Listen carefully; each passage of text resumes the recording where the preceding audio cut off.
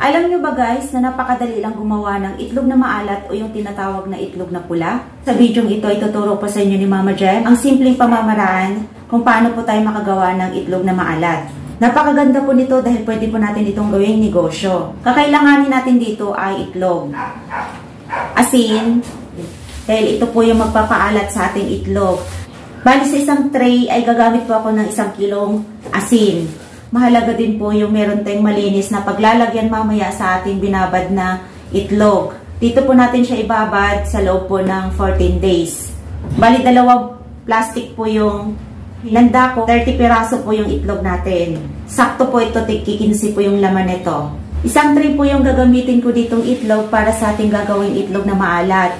Kung napapansin nyo po, 2 klase po yung itlog na nandito. Meron pong itlog ng manok, ito po yun. At meron po tayo ditong 7 pirasong itlog ng bibe na nabili ko doon sa kakilala ko. Bali 7 piraso lang po to dahil wala na po tayong makuha na ibang itlog na kagaya nito.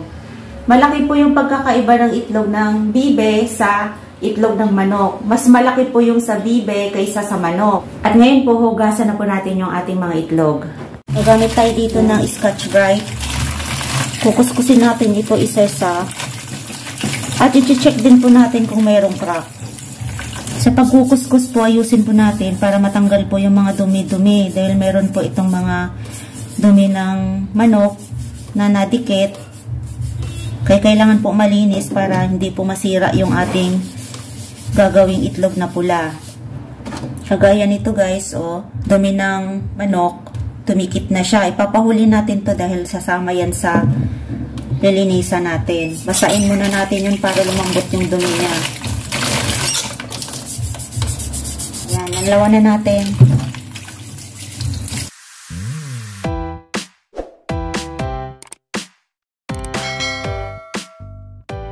Medyo mahirap na ito kuskusin itong isang to. Tumikit na mabuti yung dumi ng manok.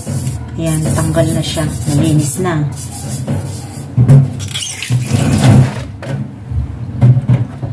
Anlawan ulit natin. Lipat naman natin dito sa isang tray. Bali, pangalawang anlaw na to para masigurado natin na malinis talaga yung itlog natin.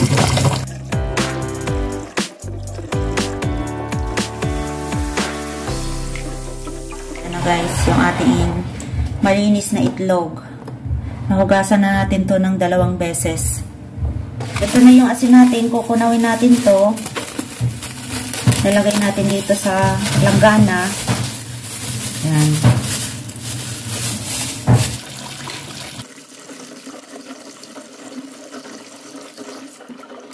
Kung napapansin nyo guys ay hindi masyadong natunaw yung mga malalaking asin. Nakatining lang siya sa ilalim ng ating batya.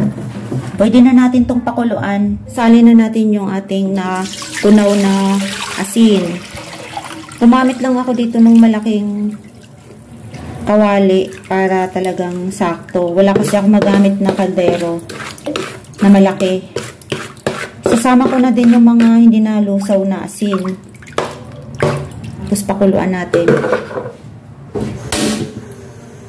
Habang hinihintay natin yung ating tubig na kumulo, ay ikakamada naman natin itong itlog dito sa ating pagbababaran. Dito natin siya ilalagay. Ikakamada natin ng maayos.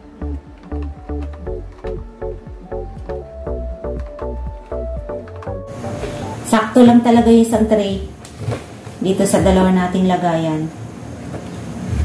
Ayan guys, kumulo na siya. Papatayin na natin yung apoy para hindi manigas, hindi bumalik sa pagkaasin yung ating asin. Tingnan nyo po. Parang babalik siya sa pagkaasin. Patayin na natin siya. Okay na yan. Nakakulo na siya. Tapos palalamigin natin to bago natin ilagay doon sa itlog. Guys, ito na po yung ating pinakuloang tubig. So, pwede na po natin itong ilagay dito sa ating kinamadang itlog. Gagamit po tayo ng baso para po sa pagsalok dito sa ating tubig. Bago po yan, ay gagamit po tayo ng strainer at lalagyan po natin ito ng malinis na tela para masala po yung mga dumi na maaari pong maging sanhi ng pagkasira po ng ating itlog.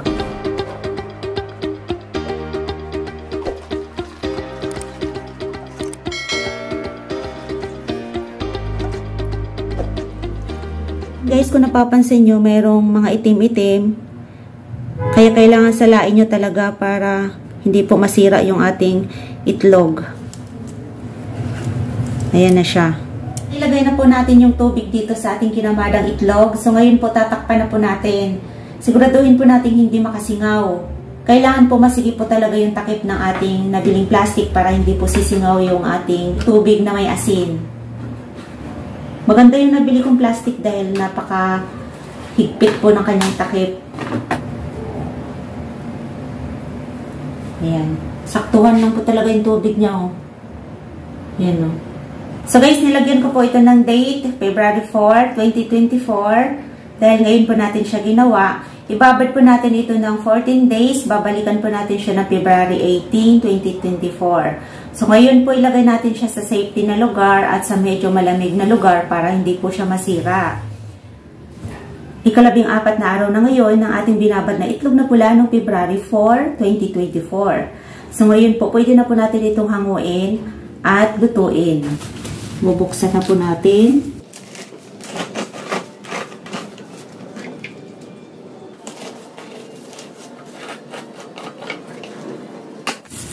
Diretso na natin dito sa kaldero. Dahan-dahanin lang natin ang paglagay para walang mabasag.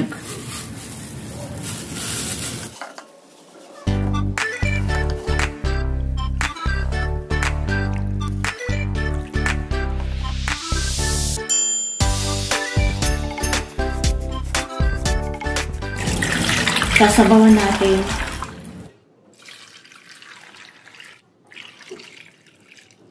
Ito guys, parang naglalaga na lang kayo ng itlog. Pakukuluan natin to ng 20 minutes. Luhit lang dapat tayo dito guys para maiwasang magkaumpog-umpugan yung ating itlog kapag kumukulo. Pagkatapos, hahanguin natin dito sa kaldero, palalamigin natin. Ay, so sad. May nabasag po guys. So, iwalay po natin to.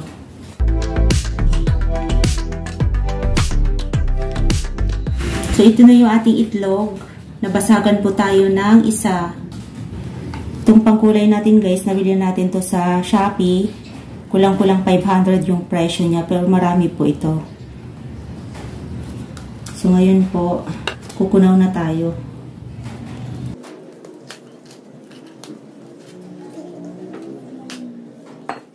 Ngayon po, kukuha tayo ng tubig, 3 baso para sa ating pangkulay.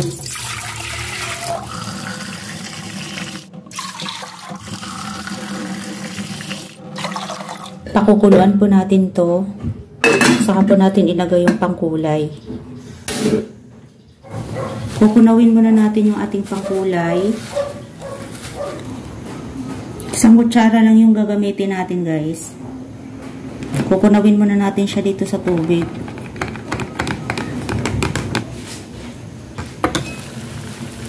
Lagay na natin yung ating tinimpla. Yan guys, kumulo na siya. Patayin na natin yung apoy. Pwede na natin dito ilublob yung ating itlog. Wow!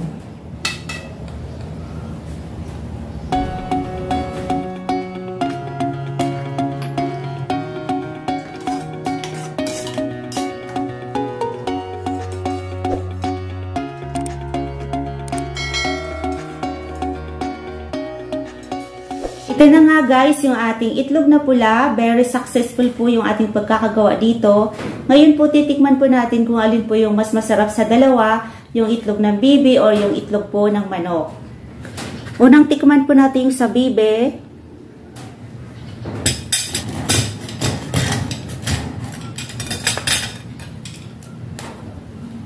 Yan po yung itlog natin sa bibe.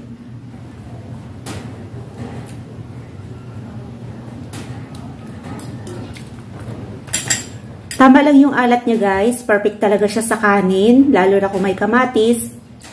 Pang-ulam talaga siya. Ngayon naman, titikman natin yung sa manok.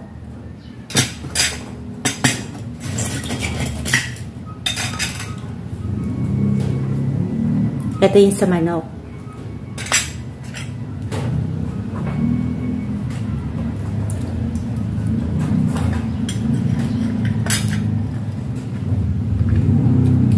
Masarap din yung sa manok, guys. Ang pagkakaiba po ng dalawa, itong sa bibe, malaki po yung dilaw niya, maliit yung white. Dito sa manok, mas maliit po yung dilaw, mas malaki po yung white. Sa lasa po, parehas lang po. Parehas po siya masarap. Sana po nakatulong sa inyo ang video na to. Kung nagustuhan nyo po, pabigay naman po ako ng thumbs up. At kung kayo ay bago sa channel ko, huwag nyo pong kalimutang mag-subscribe at pahit po yung bell for notification para updated po kayo sa mga bagong videos kong i-upload. Maraming salamat sa suporta at panonood. God bless po sa ating lahat. Hanggang sa muli. Bye!